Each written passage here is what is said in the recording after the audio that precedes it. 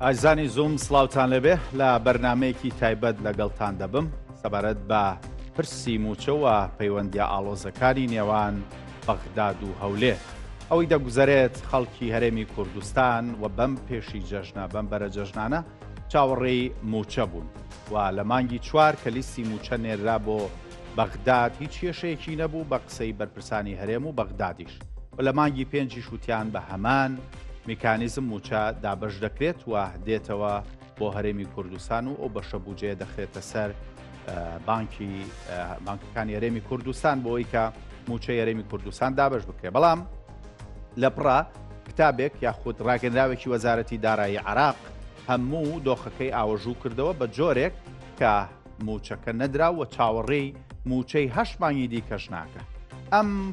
ڕاگەنراوەی وەزارەتی دارایی عراق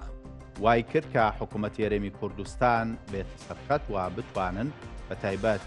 پارتی دیموکراتی کوردستان کە قسەی زۆریان لەسەر کرد کە ئەمە قوتی خەڵکە و بە پێی دەستور و یاسا و بە پێی دادگای فیدراڵی بڕیاری دادگای فیدراڵی دەبێت قوتی خەڵک بدرێتەوە بە هەرێمی کوردستان ئەوەی دەکرێت شارێکی سیاسیە ئەوەی دەکرێت لە غەدرە لە موچەخۆرانی هەرێمی کوردستان و ئەم قسانە بەردەوام بوو هەتاوەکو دوایین پێشهات ئەمڕۆ بوو کە ئەنجومەنی وەزیرانی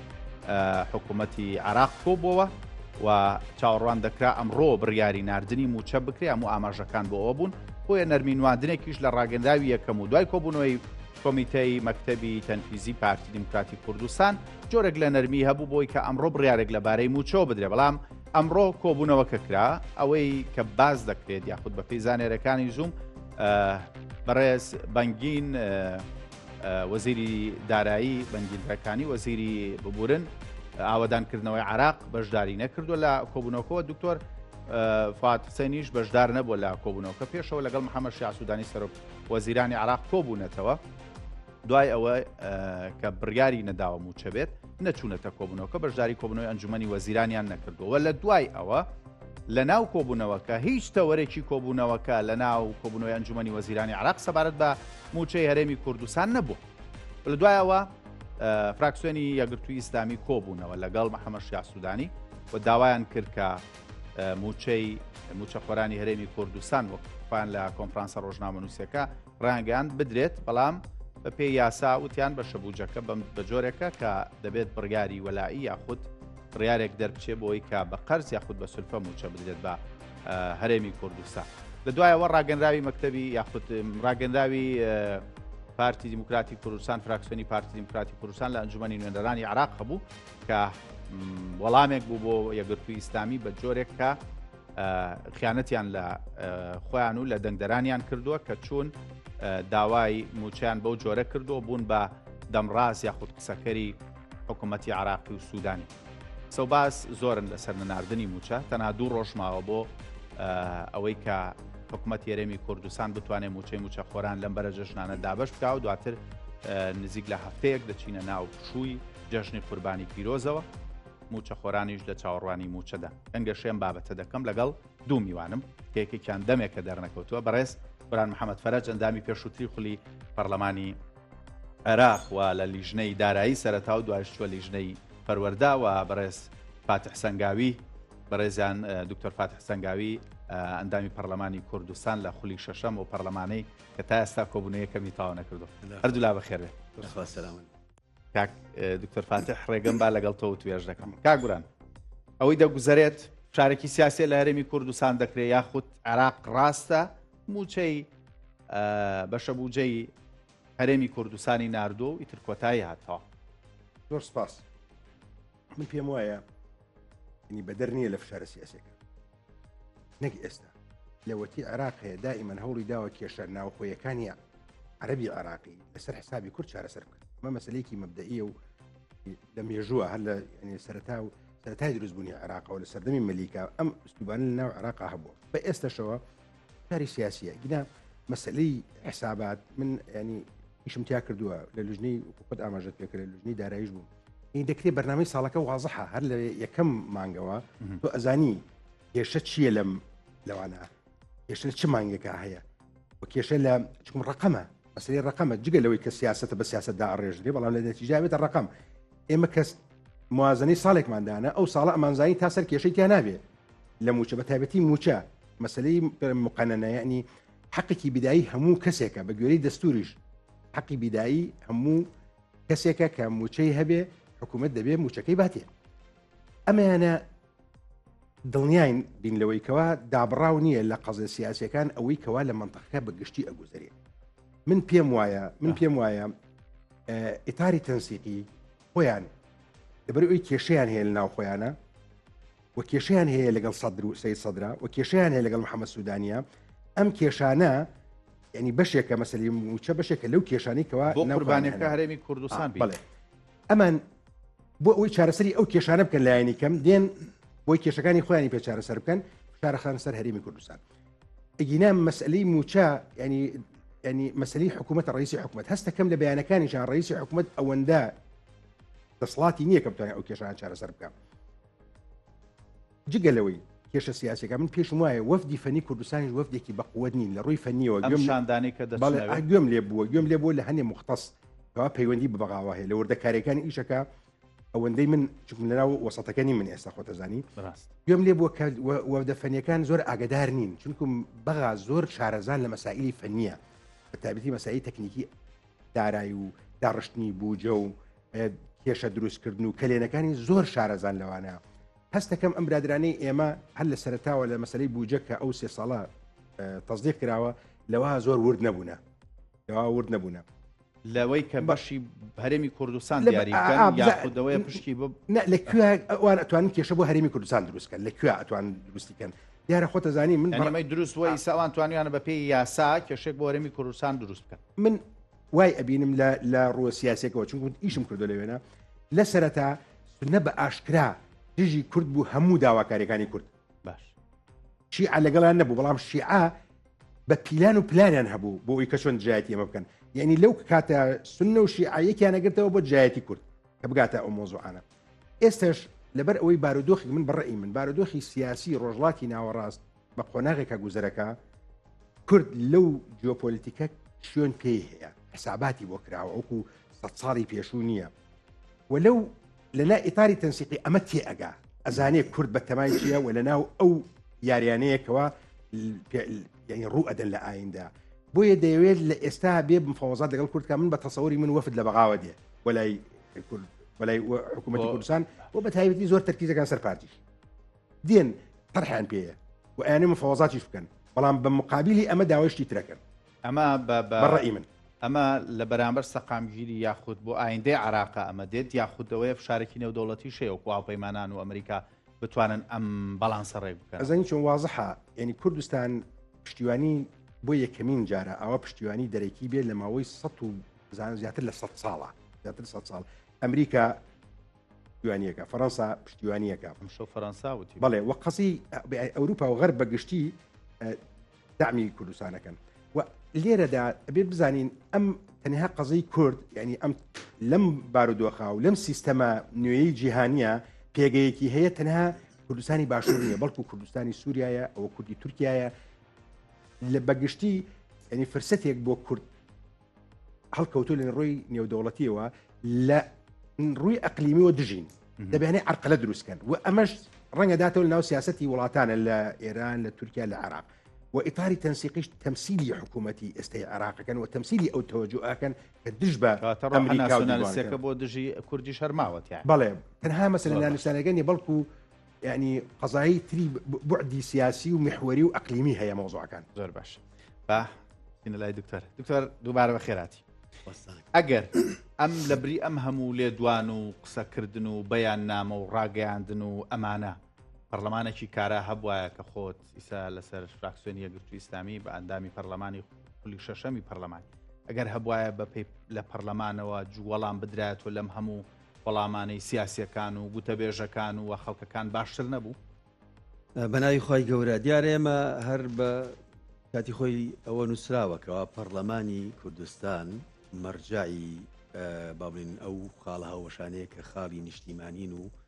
وڵی تەوەری سەرەکی کارە نیشتیمانەکان نانیا بێ بۆ ئەم بابەتانە بگەڕێنەوە بۆ پەرلەمانی کوردستان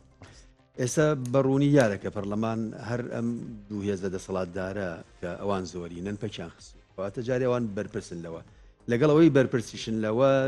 لە بریەوەی کە لانی کەم هەنگاوە بێنە خواردتر لە سەرۆکایەتی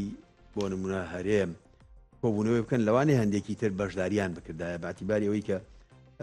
یاری ناکرێت تۆ وەکو حیزب جاری وایە دەستە بێت لە ئالۆزکردنی دۆخێکا و دوایی تۆش بێی ئەو حیزبانەی کە گوێت لێ نەگرتوون لە بڕیارەکان تا لە پرۆژەکان تا لەو شتانەی کە ئیمزایەکەی بتێ ئەوانە کۆکەیتەوە و ئەو فەجوە و بۆشایە زۆرە بۆ ئاسانیە پڕ نابێتەوە ئەمە لەلایەکۆ لەلایە تریشەوە حیزب کە دەسەڵاتدار بوو ئیتر بەرپرسە لە موچە و گوڵەی و گوزەرانی خەڵک ئەگەر نەیتوانی ئیدارەی دۆخی موچەی خەڵک و گوزەرانی خەڵک بکە یعنی شکستی هێناوە لەو بابەتە ئێمە حزب کە دەسەڵاتدار بوو بەڵام لە چوارچەوەی حکوومەتێک بڵێ دەسەڵاتدار مەبەستم ئەوەیە کە لە حکوومەت پێکەین ئەو حیزبانەی کە حکوومەت پێکەین ئێساکە ئێمە خۆ گرفتی موچە هی ئەم یەک دوو مانگە نییە لە ڕاستیا گرفتی موچە لە دوای 2014 و با بڵێن پرسی ئابووری سەربەخۆ ئەم بابەتانە هاتووەتە ئاراوە و 57 تقریبا موچە فەوتێنراوە کەواتە ئێمە کە خۆمان ئابووری سەربەخۆکە ئەو کاتە تەنانەت معارەزەش بە مەرج پشتگیری کرد نەمانتوانی ئیداری وەزعی خۆمانکەین لە کاتێکا نەوتمان فرۆش کەچی ئێمە قەرزار بووین ئومێدێک هەبوو ئەگەر بەشە بوجەکەش بڕابێ ئومێدێک هەبوو بۆ ڕێکەوتن بۆی حکوومەتی عراق بتوانێت مەرجەکانی حکوومەتی هەرێم بتوانێت مەرجەکانی حکوومەتی عراق جێبەجێ بکام و چ بنێ بەڵام لە ئێستا هەر دەرگاکە داخل بەڵێ ئێستا لە ئێستا دوایەوەی لەگەڵ عێراق هەموو ئاڵۆزە هەبوو کە خۆتەی زانی دوایەوەی کە ئێمە وەکو یەگرتو سکاڵامان تۆمار کرد لە بەغدا و دادگای فیدراڵی یەکێک لە بڕیارەکانی بریتی بوو لەوەی کەوا نابێ موچەی موچە خۆران بەشێک بێ لەو کێشە و ململانە سیاسیانەی کە هەیە ئەمە بڕیایی دادگای فیدراڵیە ئەو ڕۆیشتنەی کە ئەمڕۆ با بڵێن فراکسیۆنی یەگرتو بەشداری کردووە عفو لەگەڵ کۆبوونەوەی لەگەڵ سوودانیا کردووە یەکەم جارنامەیەکی جەنابی ئەمینداریان پێ بووە کە ئەم پەیامە هەڵگرتووە کە تۆ بەرپرسی و موچەی خەڵکی هەرێمی کوردستان بە پێی بڕیاری دادگای فیدراڵی نابێ بەشێک بێ لە ململانە سیاسیەکە بۆ میدیا ڕانەگەێنرا کاک دکتۆر لە کاتێکدا گلەی ئەوەتان لێکرێکەوە لە دوایەوە وەکو فراکسیۆنی یەگرتو لە پەرلەمانی عراق تۆ ئەمە ناوەڕۆکەکەی دیوە بڵێ بەس بۆ پێشتر یعنی کە داواکارەکەتان ئەمەیە سەردانەکەش سەردانێکی ئاساییە قەیچێکە با چوار پەرلەمانتار لە فراکسیۆنێکی جیاواز کورد سەرۆک وەزیران ببینێ بەڵام داواکارەکەش جێبەجێ بکە داواکارەکەم شەو گلەیەکەی فراکسیۆنی پارتی دەڵێت ئێوە بوونەتە وتەبێژ بە جۆرێک لە ئەوانەی کە دەنگی خەڵکتان دۆڕاند و کانتکار ئەوان جارەیانەوێ کەس قسەی نەبێ ئێمە فراکسیۆنێکی ئۆپۆزیسیۆنین لە بەغداشە بەشێک نین لە دەسەڵات بۆیە هەر شتێ بە بەرژەوەندی گەلی خۆمانی بزانین پابند نین بەوەی کە هێزێک چی پێخۆشە و چی ئێوێ بیکە ئێمە ئەوەکەین کە بەڕاستی ئەزانین و ئێمە نوێنەری خەڵکی هەرێمی کوردستانی بۆیە لەوێش پەیامەکەی دکتۆر موسەناش ڕۆزان ڕوونی کردەوە زۆر بە تەفسیلی کە نامەکەی ئەمینداریش چیتیا بووە کە باسە لەوەی کە کەیسی موچەخۆران جیا بکرێتەوە لە ململانێ سیاسی کە هەیە ئەمە لەلایەکەوە وەڵامی سوودانی بۆ فراکسیۆنەکەتان گەرزانیاری دەبێت بەڵێ وەڵامەکە تقریبا جگە لە کۆنفرانسە ڕۆژنامەوانیەکە یعنی جگە لەوەی کە بۆ میدیا ئەگوزارێت لە پشتی ئەوە بڵێ ئەو بەڕوونی و توێتی من لەم بابەتە هەر خۆم نیم من ئیلتیزاماتی یاسایی و قانونیم لەسەرەوە ئەکرێت چۆنەڵی لێپرسینەوەی لەسەر بکرێت بۆیە پێویستی بە بڕیارێکی یاسایی هەیە ڕاستە وتراوەکەوا بەشە بەهین موچەی موچە خۆران نابێ بکرێتە ململانێ سیاسی بەڵام لەگەڵ ئەوە ئەو ئەڵێ تەمان ئێمە خۆمان لەگەڵ ئەوانین نەزانین حکوومەتی عێراقیش ئەو پرسە سیاسیانەی کە مامۆستا باسی کرد دەستی تیا هەیە ئەڵێ هەر دادگای فیدراڵی حکوومەتی پابند کردو بە دووشت بە تەوتین و بە داهاتی ناوخۆ کە نیوەی ئەبێ با بڵێن تەسلیمی بەغدا بکرێت لە کاتێکە هەرێمی کوردستان مانگ لە دوای مانگ ئەو بودجە ئەو داهاتە ناوخۆی کەم کردوێتەوە لەنەوە کە خۆی 150 ملیار بۆ گەیانوێتی بە 48 هەر مانگەی بەشێکی لێ کردو کەواتە تۆش بیانود ڕەخسانووە بۆ ئەوەی کە ئەو بەدوای پاساوە گەڕێ ئەو وەک مامۆساوتی ئێستا ناوچەکە ئەکوڵێ و ئەوانەشی کە مستەهدەفن بە دەرەجەی یەکەم لەوانەیە بەرەی ئێرانیەکە بێ کە ئیتاری تەنسیقی چۆنڵی تەمسیلیەکەم ڕێکەوتنەی بەغداد و هەرێمی ببورن واشنگتن و هەرێمی کوردستان بەغداد لە ململانەیە ئەکرێ بە هەژمونی ئێران ئەمەی کردبێ بەغدا سیدکە ئێستا خۆی گرفتەکە لێرە من جاری تر ژووتوماڵێ بابێە بۆران بێ لە بەفرکەمە بێتەوە یعنی وازم هلا برنامجي قسيكم دەسە ئەم بابەتەکەەوە بوو بە سێم جار بیڵێمەوە یعنی گرفتەکە لێرەشە ئەوەیە یعنی بەغدا گرفتی هەیە لەگەڵ هێزە دەسەڵاتدارە سیاسیەکان باشە هاتووە ئاڵانوێتی بە موچە ئەمانی تریش کە شەڕەکەن ناچن موچەی بەبڵین هەرێمی کوردستانش کارێک بکەن کە موچەی خەڵک چاک ببێ ئەویشەڵێ تۆ تاوانباری لێرە خەڵکەکە بەجێ هێڵراوە باشە نەوت کە بە قاچاغ ئەفرۆشرێ و سوودانیەکی لە قسەکانی ئەوە بووە کە ئێمە لە بەرامبەر ئەمریکی و ئێرانیەکانیشە تاوانبار کراین بەوەی کە تەنکەرە نەوتی قاچاغیان پێنیشانداین و ئۆپیکیش سزای داوین باشە بۆچی ڕێگەی لێ ناگرێت بەسەما حەقی خۆی نییە ڕاست ناکات بڵێ ڕاست ناکات سوودانی گەروای فعلەن خۆەوە ئێمە خەڵکی هەرێمی کوردستانیش نازانێ نەوتە چۆن مامەڵەی لەگەڵاکرێەوە چۆن ئەفرۆشرێەوە بە چەند ئەفرۆشرێەوە بەڵێ داهاتەکەش هیچ نایەتە ناو داهاتی گشتیەوە یاخود لانی کەم کەسیش نازانێ لەو بابەتە تۆ لێرە داهاتی ناوخۆیش گوڵی تەسلیم ناکەوەکو ئەوەی کە داوا کراوە تەوتینەوە هیچ نەکراوە لەو لاشەوە نەوتیش ئەفرۆشی دەیتر خۆی مناڵێن ئەوان حەقۆی بەپێی دادگا ئەبێت موچەکە هەر بنێرێ بەڵام لە بەرامبەران لەگەڵ حکوومەتی هەرێمە ئەگەر ناکۆکیەکەیە بگەنە چارەسەرێ یا کۆسپێ دروستەکەن بۆ یەک بەس خەڵک نەبێتە قوربانی بەڵام لێرە خەڵک بۆتە قوربانی لەڵام خەڵک بۆتە قوربانی ئەو جەژنە و موچەش نهات بەداخەوە زۆر باش لە کاتێکا بیمناسە بە یەکی لەو شتانێک کە سوودانی وتوێتی ئێمە موچەی مانگی دوانزەمان ناردووە ئەمان وتیان نا ئەوە بەشی نەکردووە نیوەی 400 میلیارد باشە بەڵام خۆ ناوخۆش خۆ ئەو کاتەش سێ مانگی ناوخۆ هین نەکرابوو نەدرابوو لەگەڵ ئەوە دێ ئەو سێ بێنن لەگەڵ 400 شتێکی وای نامێنێتەوە دوو شەریک و کۆمپانیا حیزبی کە لەسەر بەژەوەندی خەڵک دەوڵەمەند وە با بەشەکەی تر بن دڵی خەڵک خۆشکەن لەم جەژنە پەرلەمان کارا بۆ بە دوای چارەنووسی موچەی مانگی دوانزارۆن ئێمە ئەوەی لە ڕێی پەرلەمانەوە بکرێ و نەکەوە کۆمەڵە کەیسی تر هەیە کە ئێمە بەڕاستی بەنیازین لەگەڵەوەی پەرلەمان کارا بێت و کاریسە دوای بۆم باسکال با لەگەڵ کاگورانیش گفتوگەکەم درێژە پێ کاگوران وەزارەتی دارایی حکوومەتی عراق دەسەڵاتی ڕاگررتنی ئەوەی هەیە ئایا بەو داتا و ژمارانە کە قسەی کردو 90 تریلیۆن پوین دو ئەوەندە پارە هاتووە بەڵام خەمڵاندنی بوجێ یا بەشە بوجێ نەوت یاخود داهاتی نەوتی و نانەوتیشی کە بە خەمڵاندن کردووە کە ئێوە بای ئەوەندە ئەفرۆشن و ئەمە ئیتر پشکەکەتان تەواو بوو بەبێ گەڕانەوە بۆ بڕیاری دادگای فیدراڵی کە هەیە بەبێ گەڕانەوە بۆ مادەی 121 قانونی یان دەستوری بەبێ گەڕانەوە بۆ ئەمانە وەزارەتی دارایی وەزارەتی مالی عراق وەکو خۆت کە لە ژنەی دارایی بوو لە پەرلەمانی عراق دەسەڵاتی ئەمە هەیە بەم جۆرە ڕای بگرێت خۆی زین چۆن هەموو وەزارەتی قانونی هەیە وەزیر دەسەڵاتی هەیە بەگوێرەی ئەو قانونێکەتی بەنێ لە چوارچەوەی یاسای وەزارەتەکە کار ئەو دەمە هاتوتەی گرعام بوو کاتێ لەگەڵ تەنیا هات بۆ لیژنەی دارایی و ئەوانە خۆی زۆر شارەزایە لەو مەسائلی دەسەڵاتی مالی وانەیە کە لە خەبیرەکان نابۆزم پێم سەیر و بۆ وەزیری چون پۆستێکی سیاسیە ئەو زیاتر لەوانێ بۆ وەکیل وەزیرت بێت چون زۆر شارەزایە وەزیر پۆستێکی سیاسیە شەرت نییە زۆر شارەزا بێت لەو مەجالانە بەس ئەم لە مەسائلی مالی زۆر شارەزایە و قانونەکەشی ئەزانێ و من لە سەرتاش کە بووە وەزیر لە هەنێ گرروپێک هەبوو برادرێکمانەی سەر دیوانی ڕاستەیە ئەو گرروپەکەی دانا بوو ئەم قسەیم کردم ینی قەیف سامی کێشە بۆ مەسەلی موچە دروستەکات چونکم ڕۆئیداری سەرفەکەی ئەو حسابیە زۆر حسابیە ینی عقلێکی سیاسی فراوانی نییە و بڵێ لەگەڵ تەسیر و ئەوانابێ ئیداریە جا ئەو تابووی بکرێت کێشە دروستەکە کێشە چارەسەر ناگە لەسەر یەک فلسول سەرێک دینار ئەو مۆزوعەکەی بەڵام من تەسەورەکە ئەمەش یعنی ئێستا لە تەیفیش گەورەتر وەکو باسم کرد لەس ئەو مۆزوع ینی من بەڕێی من ئەگەر بڵین چارەسەرەکان چییە ئیگینا وەزارەتی دارایی تەنها ئەم کێشەیە ئێستا ینی باوەڕ ناکەم بتوانن چارەسەر بکە بۆ لەبەر ئەوەی شاری سیاسی هەیە وەکو ئاماژەم پێ ئەو کێشانە هەن لەوێن بەرامبەر بە ئەوە بەڕێی من کورد دەبێت چی بکە پرسیارەکە ئەوە بێ بەرامبەر بە ئەم ڕووداوە ڕووداوێکی گەورە و کاریگەرە کە قوتی خەڵکە کە ژیانی خەڵکە دەبێت کورد چۆن مامەڵی لەگەڵا بکە جاری یەک بەڕێی من کورد بە یەکگرتووی مامەڵی لەگەڵا بکە بێ وەکو کوتلێک لە بەغا ئێستا پێم سیر بوو تەنها دوو وەزیرەکەی پارتی دەرچوونە ئەی ئەو کوتلەکانتر ئەمەیان خەلەلێکە ئەمە زۆعفەکە برام ئەمە زۆعفی ئێمەیە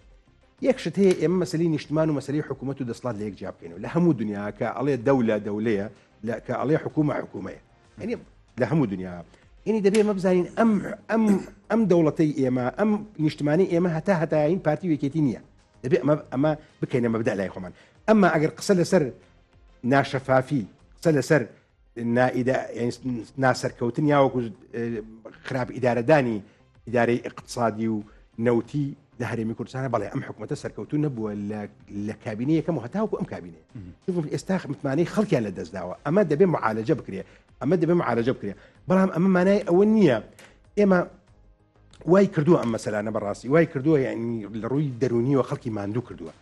خەڵکی کوردستان زۆر ماندووە لە ڕووی دەرونیەوە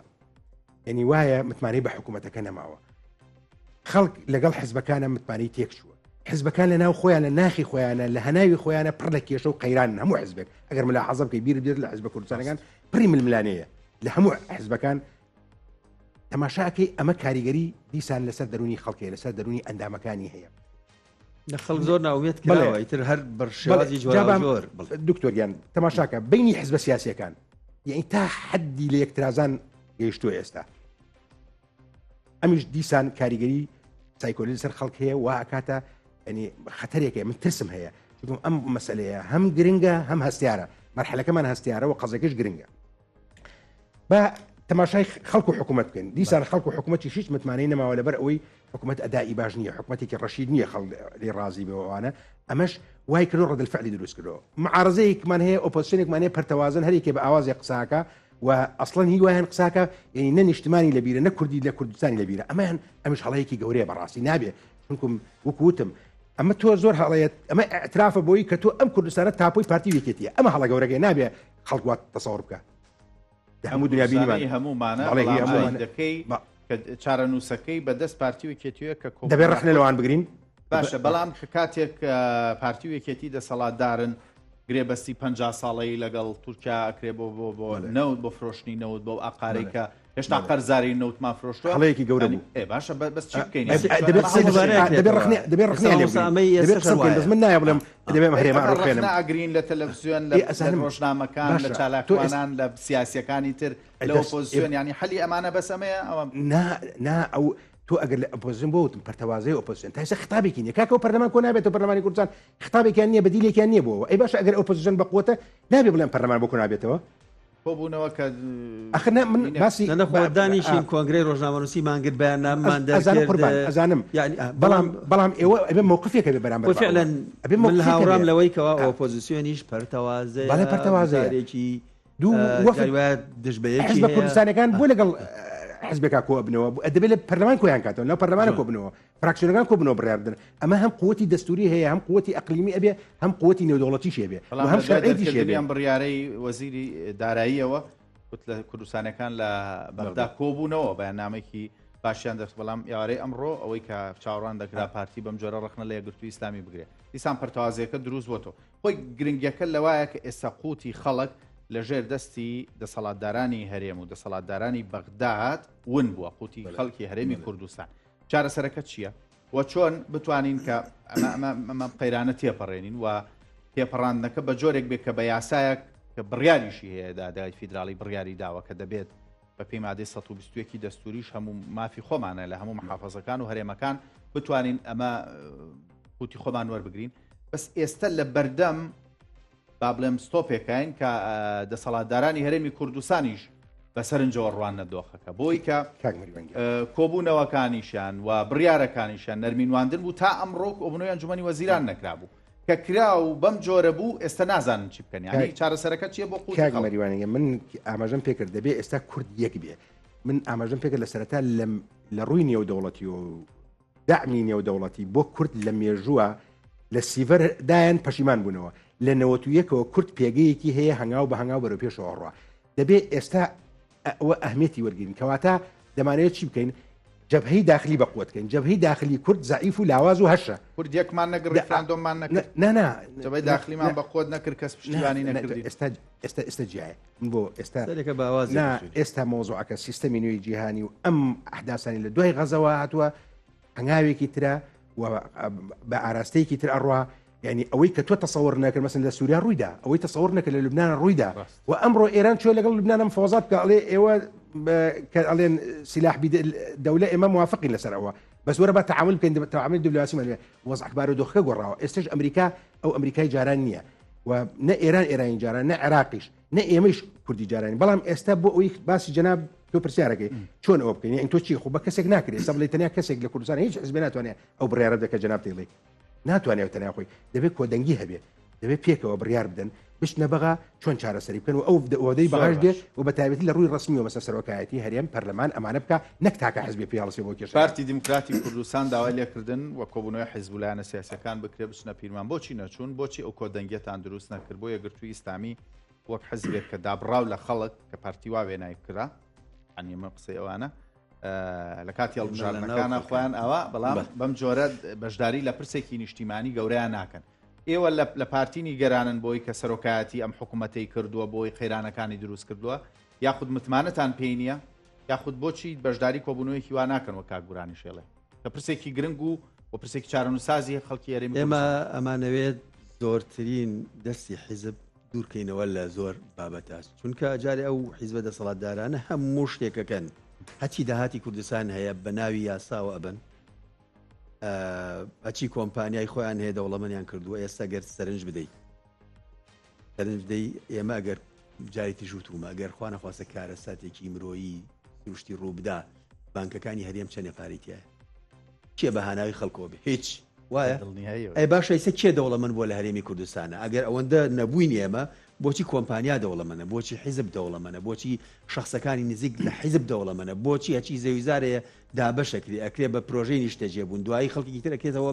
بە کرێچێتی خەڵک لەو نەبوونیە لەو وەزعایە تۆ ناتوانانی کە دەسەڵاتی گرتووەتە دەست ناتوانانی دۆخێ بسازی مادام بە دیبلۆماسیش سەرکەوتو نەبی یعنی تۆ شکست هێناوە کەواتە تۆ ئەوجا حساب بۆ خەڵک ناکەی حساب بۆ کۆبوونەوەی نیشتیمانی ناکەی گرێبەست دەکەی فڵانەکەی حسابی ئەوە ناکەی کە ئەمە ئاسەوار و شوێنەواری هەیە ئەگەر ئێمە شتێکمان بەدەستەوەی فعلا لەم گۆڕانکارانی کە مامۆسا باسێکە کورد شتێکی ڕوونی هەیە وەرە گشتی کۆکەرەوە بە تایبەتی بیبینە تا ئەوەی یەک گوتارمان هەبێ بەس تۆ خەڵک برسیەکەی خەڵک نەبووەکەی لەو لاشەوە لە واقع یعنی هەچی بکەن کاگوتۆر لەبەرەوەی کۆبوونەوەیەکە لە مەقڕی حیزبەکان تۆ ئەزانی چۆنە بەڕاستی حیزبی دەسەڵاتدار لە هەرێمە جۆرێکی لێ هاتووە وێنەشت لەگەڵ ناچاری نەبی وێنەشی لەگەڵان نەگری لەبەرەوەی خەڵک هەستەکە ئەم دەسەڵاتە ئازاریەدا ئەم دەسەڵاتە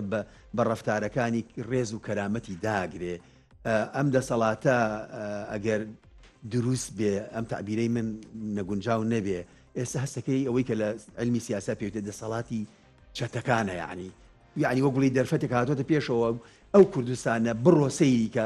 100 مەتری بۆ نمونە لە سلێمانی یەکری هەچی زەوی هەیە بەدەست مەسئول و بەرپرسەکانەیە و دابەشێکەن و بەشبەشێکەن و خاوەن زەویەکەش بە هەزار حاڵ شتێکی دەستەکەوێتەکەن لەمە پەرلەمان کارانیە داواتان کردو بەس پەرلەمان ئێوە بڵێم لە کاتی بانگەشەیە هەندێک عودوتان یاوە بە خەڵک کە تا ئێستا جێبەجێ نەکراوە پەرلەمان بەم جۆرەی لاتۆ حکوومەت پێک نەهاتووە دەستەی سەرۆکاتی پەرلەمان پێک نەهاتووە ئەنی چاوڕێکی ترن خۆی ئێمە ئێمە هەموو ئەزانی خۆی گفتەکە ئێمە من ئەمڕۆ بیا دوێنێ بوو بابەتێکم نووسی بەداخەوە ئەم دەسەڵاتە لە پەستانی مەدەنی تێناگا نایەوێت تێ بگا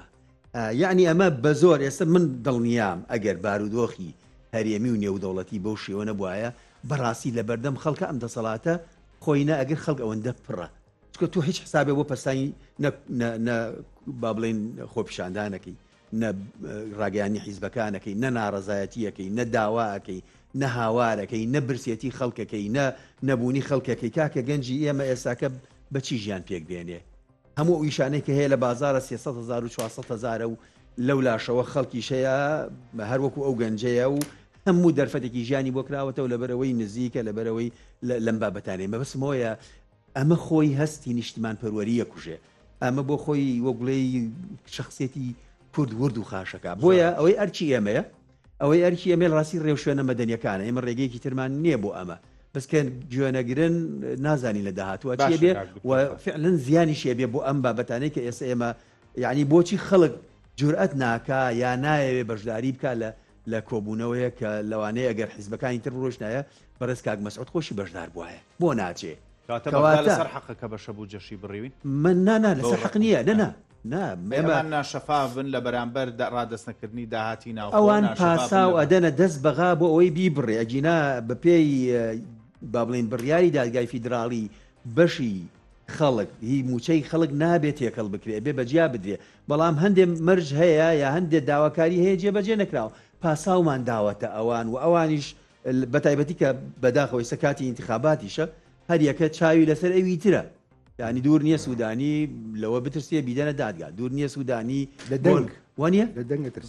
یا لە دەنگەکەی فەشەلە گەورە نێوانە ئەم شەو یاریدەدەری سەرۆگۆزیران بۆ کاروباری ئابووری بەڕێز ڕێباز حەملان پێشەوە میوان بوو لە زووم باسی لەوە کرد کە ئێمە هەموو داهاتی ناوخۆ و بەوەی کە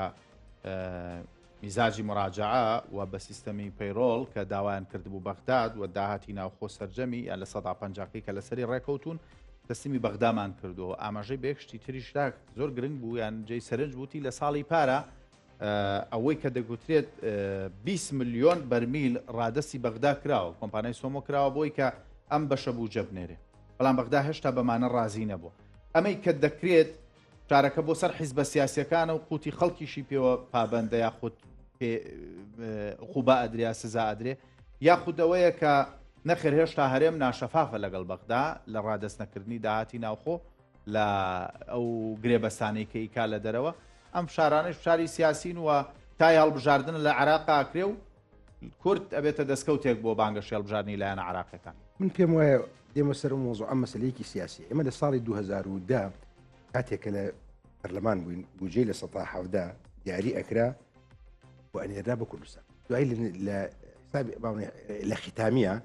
مەسلەکان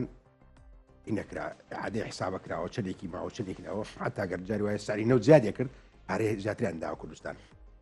بەو شێوەیە یعنی مەسلەی موازنە قانون موازنەوە بوو بەڵام ئێستا نازانم حکوومەتی هەرێمی کوردستان بۆ خۆی وا تەسلیم بە بەغا کردووە ئەگەر شەفافە بۆ خۆی وا تەسلیم بە بەغا کردو تا ئێستا موازنەی نییە هەر ئەو ماگانەی معاشە ئەخرم وەکو تۆ وەکو حکوومەت وەکو بانقی لێ هاتووە وەکو حکوومەت نییە ئەگینا دەبێت تۆ لە سەتا موازنەکە دەدەنێ ئەو موازنە ئیتر خۆت دانیشی موازنەیەکی تری داڕێژیتەوە سیاغا ئەەکەیت و قانونێتر بۆ موازنە لە کوردستان دەرەکەی بەشی بوجێ باڵێن بوجەی موچە داەنەی بۆ ئیسtismاری داهێنەی تەوزی ئەەکەیت بۆ بەڵێ ئەمانە یعنی حکوومەت من نازانم هیچ بەڕاستی شەفافێت نبینم لە مۆزعە من قسەمان لەسەر ئەوە کرد کە حکوومەتی هەرێمی کوردستان يعني شفاف نییە و ئەمە کەسێک نییە خلافی لەسەر هەبێ لە کوردستانە بە حزب سیاسەکان خۆشیان ئەمە ئەزان بەڵام هەموو حجەکان و هۆکارەکان ئەمە نین دیسان ئەڵێمەوە قەزیە سیاسیەکان بەڵێ ئەوان دەیانەوێ ئەزانن حکوومەتی هەرێمی کوردستان لە ناو ئەجندەیەکایە ئەم ئەجندەیە دژ بە ئەوانە بێت لە ئایندا دەبێت داوای لێ ئەەکەن یا شەفابی لەگەڵمانەیە ئەبێت تەراجع بکەیلەوە بەرامبەر بە ئەوە هەرێکەوە شاری خۆی هەیە هەرێکی وەرەقەی خۆی هەیە وەرەقەی بەغا ئەمەیە وەرەقەیەکی بەقوتیشە کاریگەری هەیە چونکم خەڵک و با بڵێن حکوومەتیش زیاتر ینی ڕوبەڕوویەک کاتەوە هێشتا لە لای سیاسەکانی عراق ماوە کە وەکەوەی کە جاران دەیانوت حکوومەتی هەرێم و یان بەتایبەت ئەو سێ پارێزگایە هێشتا هەڵەبجە پارێزگانە بوو کە بەم جۆرە پێشکەوتووە ئەبێ عراقیش بێتە ئاستی ئەوان اینجا ئێمە دەتوانین خزمەتی زیاتری بکەین یاخود ئەوەی کە دەیان و شیمالی عراق بە جۆرێک پێشکەوتووە هێشتا نەجەف و کەربەلاش بەهۆی پیرۆزی شوێنەکە هێشتا پێشکەوتنێکی ئەو توێنێ بوو ئەم عقلە هێشتا ماوە بۆ ڕوانینەی بەڵێ چۆن من هەرێمی کوردستان کە سزای دارایی بدەن یاخود عقلەکە وەک خۆت پێشتر باست کرد ئێمە کادری هوەری تەکنیکی باشمانیە لە ڕووە دارایی و ئابوووریەکەەوە بتوانێت ئیدارەی ئەم پەیوەندیە بدە ناڵێم ئەمە مەسلەیەکی ئاڵۆز هەموویەتی ئەوی کە جەناب دەڵێ من گوێم لە نوێنەری بەسرا ئەبێ داوای فدرالیت بە بەسراکە بەڵام ئەڵێ ئێمە قبول ناکەین نەوتی بەسرە بدرێتە هەرێمی کوردستان نایبە ینی باڵێ پەرلەمانایە و یا سیاسێکی محەنەک وانەیە باشە ئەزانم ئەمە شتێکی دەستور مادەی 111 و 112 باس لە مۆزوعاکە بەڵام ئەویش پێویستی بە فقەهای قانون هەیە لە یەک بدرێتەوە چارەسەر ناکرێت جەنابەت بە شێوەیەک جەنابی دکتۆر بە شێوەیە لە یەکێداتۆ منیش بە شێوەیە و هەرێکمان سەر بە کوتلەیەکی ڕێک ناکەوین بەڵام شتێکی ئەوە نووسراوە هەل لە دەستورەکە دەبێت قانونێک تەنظیم بکرێت ئەم مادانە بە قانون تەنظیم بکرێت تا ئێستا لە 2023 تا ئێستا من نماتوانێت قانونێک دانین ڕێککەوین هەموو عراقیەکان لەسەر ئەو مەسلەیە یەک شتەیە قسەکەی خۆت لەبیر بێت ئێمە ئەگەر بتوانین کێشەکان چارەسەرکەین زۆشتی تر هەیە کە پێویستە بەغا بیدا لە ئەساسە مەسلەی بودجێ بۆ پارێزگاکان ئەو شتە گشتیانی کاروباری کۆمەڵایەتی تەندروستی زۆر شت هەیە کە ئێمە توانین لە بەغدای وەرگرین دکتۆری ئەبێن ئەگەر بودجێ کاکە بەسەمان داوای موچەکەکەین بەشە بوجەکەمان واز دێناوە يعني زۆرشی تر هەیە ما بەچیە بێت فعلا حسم بێ ئەم بابەتە نابێ ئاوا بەردەوام کێشە بنێتەوە ئەو جا ئەبێ بیزانین فعلا ئێمە مادام تا ئێستا لەگەڵ عێراقین ئەبێ ڕێک بکەوین ڕێک بکەوین و ئەگەر شتێکی ترەکەی نەبێ ئەوش بزانین ئەگەر ڕێک نەکەوین چی بکرێت دکتۆر لە ئێستا کە قوتی خەڵک زەوت کراوە وڵاگەر مەوسە قسەی نەما وڵام من بەس تەنها قسەم لەسەرەوە ئەوە ئەم مۆزوعە ئێمە یعنی لە سەرەتا خۆ ئەم لەبەری کورد بەقوت بوو ینی گوێیان لێگرتین لەوێنە و موازنەکەیشان نرد هیچ مناقەشەی ئەوشیان ناکرد هەر هەمویان تەئیدی ئەوانە کرد موازنە لەبەر ئەوەیە ئەیانزانی ئێمە یەکگرتوین و ئێمە بەقوەتین و کاریگەریمان هەیە بەڵام ئێستا ئەوان ئەزانن یعنی لە مەسەلەی کەرکووک و داگیرکردنی کەرکووکەوە من نامێت تەسمێتری بۆ بکەم و حساسیت دروستکەم لە مۆزوعە ئەمان حکوومەتی عێراق شتی فەرز کرد سەر کوردستانە و لە نەتیجەی ڕێفراندۆمەوانە هاتوون تا ئێستا چت فەرزەکەن بەڵام ئێستا کورد بە عقلی قیادەی کوردی لە ینی بەتای بەشێکی وە سەرچە و با بڵێن شرۆڤەکارەکانیش کورد گەیشتۆتە مەرحەلەیە ئیتر نابێ قبوڵیکە بەغا هەموو ئەو دەست درێژەی بکاتە سەر دەبێت بڵێ بەغا ستۆپ ئەمە شاری هەیە ئەگەر پێ بڵێ ستۆپ ئەگەر بێ ئێستا بەش عقودی نەوت کراوە لەگەڵ ئەمریکا بە 110 میلیارد دلار وانە ئێستا دەتوان لەو پارەی بێن پارەی موچە بدەن خۆی گرفتەکەیمان ئێمە هەر بەستەکەین غازە فرۆشین نەوتە فرۆشین بارودۆخی خەڵک خراپترە بێ گرفتەکە لێرە هەیە یعنی تۆ بەس ئەمە زۆر دکتۆر بەس نابێ ئەم مەسەلانە کوردستانی بکەین من لەگەڵ تا مستاچ من خەتی سوورێزانم من خۆم بەس ئەمە هەموو ڕاستە وەکو شخصی خۆم وەک یەکگرتووت باوەڕمان بە دەوڵەتی کوردی هەیە نەگەوەی کە پاشکۆ بین و بەشێک بین و فیدراڵیش بێ ینی ئەوە بە مافی خەڵکی هەرێمی کوردستان مافێکی زۆر سروشتیکەوە ئێمە دەوڵەتمان هەبێ بەڵام ئەبێت تۆ دەوڵەت هەبێ بێ ئەبێ استراتیجت هەبێ بۆ دەوڵەت تۆ متمانەت نەهێشتووە نە لە بینی حیزبەکانە متمانەت هێشتووە نە لە بینی خەڵک و دەسەڵاتدارە متمانەت هێشتووە تۆ ئەم ماوەیە حکومت کردووە بەقەد 100 جارەوەی بەعز زەوزاری ئەم کوردستانت قۆڕ کردەوە بۆ خۆت و بنەماڵە و خەڵکەکەت یعنی کەواتە یعنی تۆ ئەگەر استراتیجت هەیە ئەبێ ناوماڵی خۆت ڕێککەیتەوە ئەبێ متمانەت دروستکەیتەوە ئەبێ مافی خەڵک بدەیت ئەبێ خەڵک دڵخۆش بێ بە نیشتیمانەکەی خەڵک بتوانێت بە ئەحساسێکی ڕاستەقینەوە بەرگری بکە لە بوونی لەمانی لە قوتی بەڵام تۆ بە ناوی کوردایەتی چەند جار ئەم قسانەمان کردووە یان پێکەوە یان لە شوێنانی تر تۆ کردوتە یەک هەنگاو لەمە چوینەتە پێشەوە لە کاتێکا پرسێکی ئاواژ هاتوۆتە پێش بەم بەرە جەژنانە قوتی خەڵک نەماوە ئەمەی کە دەیڵێ دڵنیان بەرگوێی هەموو سیاسەکان کەوتووەوە لە حزبەکەی خۆشتەوە هەتاوەکو نارەکانی حزبەکە یاخود با بڵێم منافسەکانی حزبەکە هەنگاوێک چوینەتە پێشەوە ئەخر کێ ئەبێ بچێتە پێشەوە کێ ئێوەکو ئۆپۆزیسیۆن هێزەکەتان چارە مەدەنیەکەتان بۆ حزبە دەسەڵاتدارەکان چیە بێ ئێمە سەیکە یعنی هەتا ئێمە ئەمڕۆ بە سوودانی چیمانوتۆ وتومانە ئێمە پێش و تریش پێمان وتووی هیچ کاتێ ئێمە بۆ دەستکەوتی حیزبی بۆ دەستکەوتی شخصی بۆ داواکردنی شتێک ناین بۆ لای تۆ بۆ داکۆچی لە مافی خەڵک و داوای مافی خەڵک دێن لە کوردستانیشە ئەوە بەردەوام وگوڵی گوتارمان بووە مافی خەڵک داوای خەڵک تەنانەت ئێمە خۆت ئەزانی من جاری تریش ئەمە وتووە کاتی خۆی ئێمە لەسەر کەیسێک داوای ئەوەمان کرد کە سەرۆکی ئەنجومەنی وەزیران پرساندنی لێ بکرێ لە پەرلەمانی کوردستانە لەسەر ئەوەی کە ڕازی نەبوون و پیان ئەمە جەریمە بوو وتیان ئێوە بێ بکشێنەوە لە حکوومەتی خۆجیایی با بڵین پارێزگای دووە ئێمە 18 بۆ 24 کە 18 ماوەرگرت بوو 24 بوو خۆی یا 22 بوو پۆسوازمان لێ هێنا ڕازی نەبووین ئیمزاکەمان بکێشینەوە کە ئیتر ئەمە بە هەموو پێوەرێکی بەرژەوەندی حیزبیە بواە بچوینایەتە ناوی و ئەوەی تریشان پێداین بەس ئێمە ئامادەین کەوا بەڕاستی خۆمان تەنازولی حیزبی یا ئەوەی کە پێوە دەستکەوتی حیزبی وازی لێبێنینە پێناوی خەڵک کەرامەتی خەڵک کەرامەتی هاوڵاتی ئەو بارە خراپە دەرونی و کۆمەڵایەتی کە بۆ خەڵک دروست بووە بۆ ئەم بابەتی موچە هەر ئەوە نییە خەڵک موچەی نییە خەڵک لێرەوە تەنازولاتی ترەکە بڕواکەی کە ئێستا تۆزە وەزعەکەی وەزعی کورد باشترە بەڵام پرۆسەی ئەوەی کە پێمانەوە جاش هەر لەم شتانەوە دروستە بێ تۆ خەڵک برسیەکەی تۆ خەڵک زیویرەکەی تۆ خەڵک ئەوەکەی خەڵک دێ ترسی هەیە ئەو مۆزوع بەڕاستی یعنی خۆی ئەمە لە چیەوە دروستە بێ بەڵێ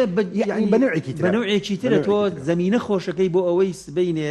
زۆر دەستکەوتی نەتەوەیت هەیە لە دەستی بدەی لەبەرەوەی چۆنەڵی ئەم بابەتانە ئەم ناتەبایانەیە کەواتە ئەوەی وڵات بە کورتی دکتۆر برهان ئیشەڵا بیتە دکتۆرا و دکتۆراکەش دێنی دکتۆر برهان ئەوەی کە گرنگە ئێستا پارتی وێکێتی توانی ویانە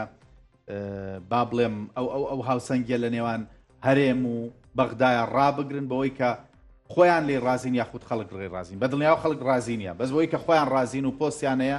و دوایین کۆبوونەوەی پارتیش ئەوە بووە کە وەڵامێکی تون دەبێ بۆ حکوومەتی عراق ئەگەر موچە لە پێشی جەژنانەیە و پێشی جەژنە و نێش هاتووە ئەکرێ ئەم هاوسەنگیە بۆ بەرژەوەندی خۆیان بێ یاخودەوەیە هێشتا هەر شەڕە لێ دوانیان هەیە و بەڵام لە ژێری شۆپۆست و پلە و موچەکانی خۆیان لەوێ وڵا ئەمتیازاتی خۆیان تەوزیع کردو لە کوردستانە پارتی وێکێتی ئەوە مۆزۆعێکە ینی ڕاشکرا دیارە بەڵام کۆکن لەسەر بەغا ناوەڵا کۆک نین لەسەر بەغا ناڕێکن لەسەر بەغا لە سیاسەتی ئەقلیمی کۆکن نەخێر لە سیاسەتی دەولی کۆکن نەخێر ناوەڵک من بەڕێی من پارتی وێکێتی کێشەی زۆر گەورەیان هەیە ترسیش هەیە لەو کێشانە من وای نابینم بەڵام بەرژەوەندەکان حتا بۆیان بکرێ بەرژەوەندەکانیان پێکەوە ئیدارادن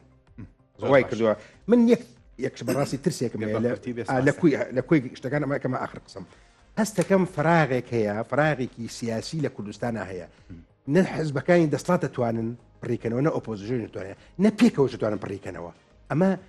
دەبێت بیری لێ بکرێتەوە لێکترازانێکی گەورە هەیە ئەم فراغە حزبەکان یاخود کۆمەڵگەی کوردی و لە بینی کۆمەڵگەی کوردی و حزبەکان لە بینی ناو حزبەکان خۆیان لە بینی حزبەکان و باڵێ حزبە کوردستانیەکان لە بینی هەموویانە قەیران هەیە ینی سەرەتا باسم کرد ئەگەر بیرتە بە خاڵبەندی باسم کرد هەر هەموو ئەوانە لە هەناوی کۆمەڵگەی کوردیە بۆتە کێشەی دەرونی و کێشەی سیاسی و کێشەی ئابووری لێکەوتێتەوە و ترسی هەیە بۆ ئایندەی ئەم هەرێمە زۆر باش حکوومەتی هەرێمی کوردستان کاک دکتۆر ئەگەر موچەنەیە دوای جەژن ئەبێ هەوڵی چی بدا بۆی موچە دابین بکات بۆ موچە هەروە وەکو مانگی دوانزە بڕات و نێتەوە یاخودەوەیە کە دەبێت استراتیژێکی تر بۆ خۆی بەکاربێنێ و دەست بۆ داهاتی ناوخۆ بکات کە سندوقیشمانە و چی بکات ڕێکارەکانی دابشکردنی موچە بێ چی بێت جارێ هەر وەک تاواکردی قسەکەی مامۆستا ئێستا قەیرانی متمانە هەیە و بە ئارزوش دروست کراوە بۆ مەساڵحی خۆیان تا ئەو قەیرانی متمانەیە کۆتایی پێنەیە بەڕاستی دۆخی ئێمە چاک نابێ ئەمە لەلایەک لەلایەترەوە لە ڕاستی ئەوەی کە ئێستاکە پارتی و یەکێتی بەشێکن لە دەسەڵاتی عێراق بە فەرمی و بەشێکن لە بە بڵین ئەو کوتلەیە کە ئیدارەی دەوڵەت بەڕێوەبرنی دەوڵەت و ئەو هاوپەیمانەتی ئەوان بەشێکن ئێستا ئەوان بە فەرمی بەرپرسن لەوەی کە لەسەر ئاسی باڵا لە بەسەر ئاستی کەسەیەکەمەکانی حیزبەکان بچنە بەرداو موچە خۆرانی پێدرێت ئەزانی چۆنە ئەبێت ئەو نەوتەی کە هەیە شەفابێ بفرۆشتی ئەو داهاتە ناوخۆیی کە هەیە 20 میلیارد داهات هەیە لەگەڵ ئەوەی کە 400 میلیاریمانی دوانزەی لایە ئەتوانێت بەمانە ئیدارەی موچەی بەم دۆخەی ئێستا کە بە ئەرزی خۆی نەتوانێت نەوت بفرۆشێت و شتەکە شەفاف نەبێ ئەو هەموو گەندەڵی و دەیکەتیایە کرێ و بەم دۆخێشی کەوا داهاتی ناوخۆ یەکێک لە گلەیەکانی سووتانیش بانەڵێن نامانەوە گوتی تەرجەمەی قسەکانی ئەو کەین ئەوەڵێت زیاتر لە 22 دەواازەی سنووری قاچاق هەیە باشە 22کە دوانزەی لێلابە دوانزەیە مێنێت و فعلەن ئێمە لە داهاتی ناوخۆی خۆیسە نایەتەوە بامیش نەبێ بە وەڵامێکەوە ئەم شەو بەڕێز ڕێباز حەملان یاریدەری سەرۆکوەزیران بۆ کاروباری ئابووری وتی لە عێراقدا لە هەرێمی کوردستانە ئەگەر 12 دەواازە هەبێت بۆ بە قاچاق بردن لە ناو عراقا 23 هەیە 4 تریلیۆن دینار داهاتمان هەبووە ئێمە تەسلیمی ئەوانمان کردووە لە ساڵێکە نەزانم کام ساڵەوێت بەڵام ئەوان بە هەموو پارێزگاکانی ترەوێمە بە 4 پارێزگا ئەوان بە هەموو ساڵەکانەوە بە هەموو پارێزگاکان عێراق 8 تریلیۆنی دابین کردووە هێشتا هەرێم ناشەفافە عێراق هەر ئەزانی چۆنە کۆمەڵە داهاین هەیە بوونە دەمڕاستی سوودانی نەخێر ئێمە نەناوە طبعا ئەو دزی گەورە لە عێراق دزی قڕن لە عێراق عێراق ینی ئەوەندە حکوومەتێکی پڕ لە گەندەڵیە تر ئەوە باسی ناکرێ ئێمە باس لە چیەکەین باس لە خۆمانەکەین بەبستمەوەی ئەو داهاتانە ئەو 22 کە بیکەین بە 20 بیکەین بە 15 بێتە ناو داهاتی ناوخۆوە ئەو کاتە ئێمە ئەتوانین چارەسەری پێ بکەین ئەگەرات و ڕێگەی سروشتی فرۆشتنی نەوت بە شێوازێکی شەفاف و دوور لە گەندەڵی هەبێ بێگومان ئەتوانین بەڵام هەندێک لەو داهاتێکی کە ئێستا هەرێم زیاد بووە ئەوە پەیوەندی بەو هەموو باج و شتانەیەکە بە زۆر ئەم دەسەڵاتە زیادی کردووە کە ئەگەر ببێتە ڕسمیشە بێ بیدا بە بەغدا هەتا ئەو کارەبا ئەو نازانم شتانی تر دێ بەداخەوە سەرشانی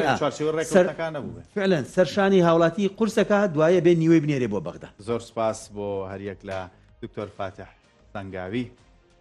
ئەندامی پەرلەمان لە فراکسیۆنی یەکگرتوو لە خولی شەشەمی پەرلەمانی کوردستان. زۆر سپاس بۆ بەڕێز گوران حەمەفەرەج و بەڕێزیان وەکو ئەندامی پێشووتری پەرلەمانی عێراق لە خولی پێشووتر. زۆر سپاس بۆ هەردوولاکان بە خێراتن سەر بینانی بەڕێز سپاس بۆ یۆشکا بینەرمامون خواتان لەگەڵ.